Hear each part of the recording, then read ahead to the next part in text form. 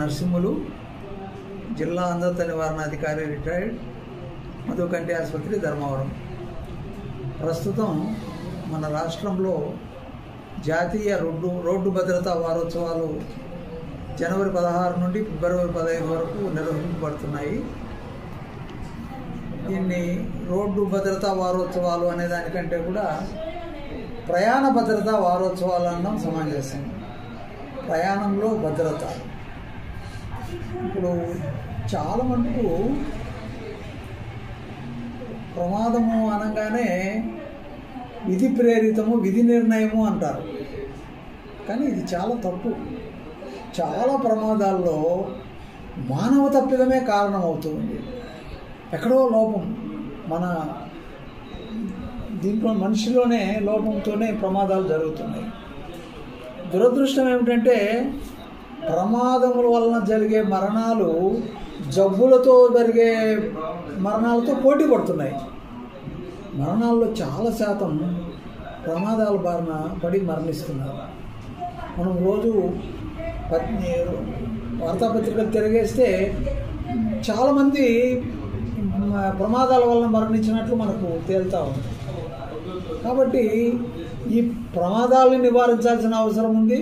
ప్రమాదాల వలన జరిగే మరణాలను తగ్గించాల్సిన అవసరం ఎంతైనా ఉంది.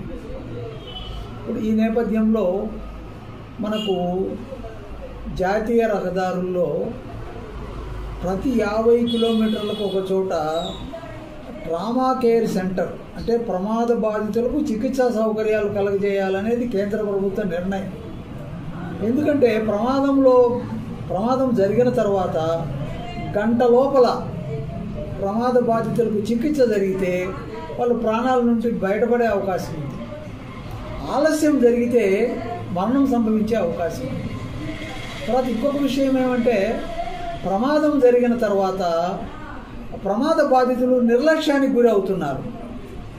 దారుంటి పోయే వాళ్ళు దురదృష్టం ఏమంటే సెల్ ఫోన్లో ఫోటోలు బంధిస్తున్నారు, కానీ వారిని గురించిన శ్రద్ధ తీసుకునేదానికి భయపడుతున్నారు. మనకెందుకులే అని వదిలేస్తున్నారు.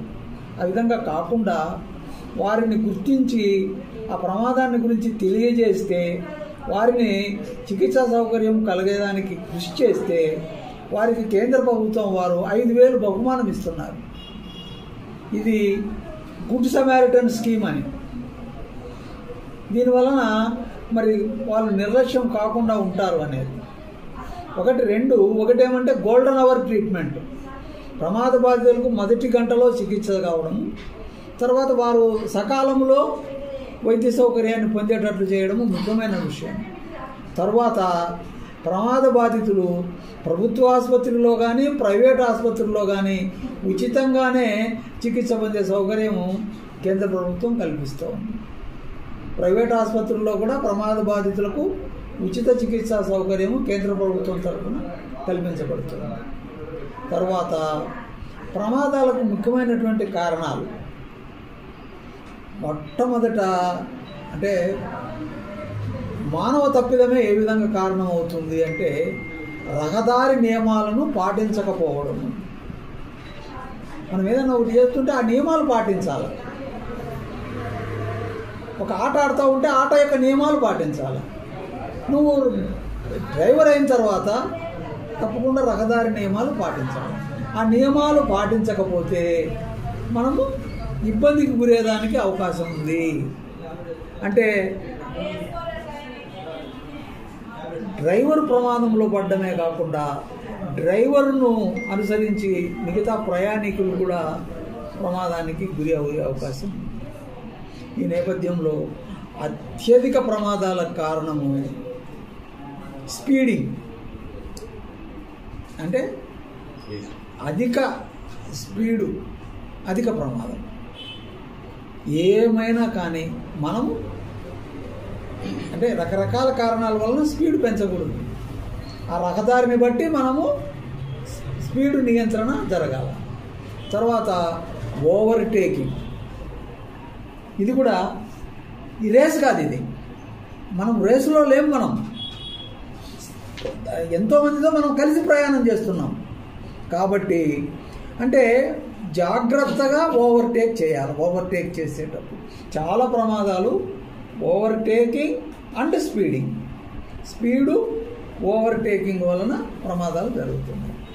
తర్వాత ధ్యాస, మనకు ఎంతసేపు ఉన్నా కానీ మనము చక్రం ముందు కూర్చుంటే చక్రధారి శ్రీకృష్ణుడు చక్రం పట్టుకున్నాడు, మనం చక్రం పట్టుకున్నాం. ఆ చక్రం ముందు ఉండేటప్పుడు మన ధ్యాస అంతా కూడా మన పనిపైట్లనే ఉండాలా, వేరే ధ్యాస ఉండకూడదు. తర్వాత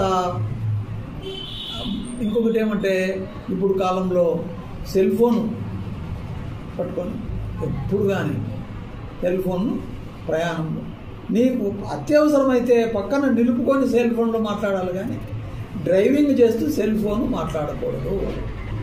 తప్పకుండా నువ్వు డ్రైవర్ సీట్లో కూర్చుంటానే సీట్ బెల్ట్ వేసుకోవాలా, మిగతా ప్రయాణికులు కూడా సీట్ బెల్ట్ వేసుకోవాలా. మరి టూ వీలర్లో అయితే హెల్మెట్ పెట్టుకోవాలా. ఇది వాళ్ళను ప్రమాదంలో నుండి కాపాడేదానికి కాకుండా మిగతా వాళ్ళను కూడా కాపాడేదానికి అవకాశం ఉంది.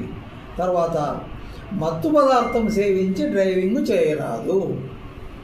ఎట్టి పరిస్థితుల్లోనూ నువ్వు తాగినావు అనుకోవద్దు, చక్రం ముందు కూర్చోవద్దు. చక్రం ముందు కూర్చుంటే పవిత్రంగా కూర్చోవాలి. అంటే నువ్వు చక్రం ముందు కూర్చున్నావంటే ఒకే ధ్యాస, ఒకటే ఆలోచన, ఇంకా మిగతా ఇది ఉండకూడదు. శారీరకంగా కూడా మత్తు పదార్థం సేవిస్తే నీవు డైవర్షన్ అయిపోయి ప్రమాదానికి కారణమవుతుంది. తర్వాత నిద్రమత్తులో ప్రయాణం చేయరాదు. అర్లీ మార్నింగ్ అవర్స్లో చాలా ప్రమాదాలు జరుగుతున్నాయి అనేది రికార్డు. దానికి కారణం నిద్రమత్తు. మీరు గమనించినారో లేదో.